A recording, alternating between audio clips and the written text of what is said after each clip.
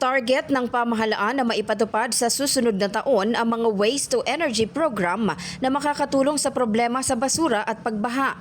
Inihayag ito ni Pangulong Ferdinand Marcos Jr. matapos inspeksyonin ang Tripa de Galina Pumping Station sa Pasay City, kung saan nakita rin ang epekto ng basura sa mga pumping station at flood control system.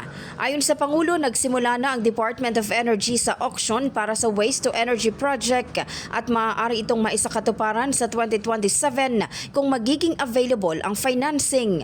The Department of Energy is already starting to auction. So nagbibid na sila tungkol dun sa waste-to-energy project. Medyo mabilis naman yan.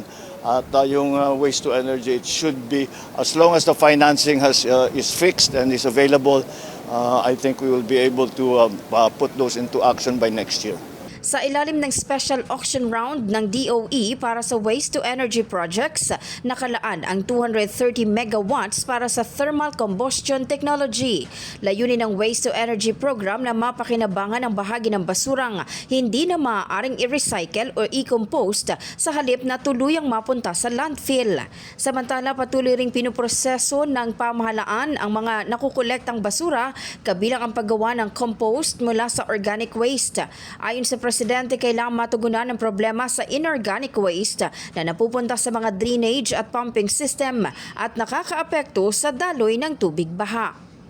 In the heart of changing lives, ako si Brigada Maricar Saragan ng 105.1 Brigada News FM Manila, The Music and News Authority.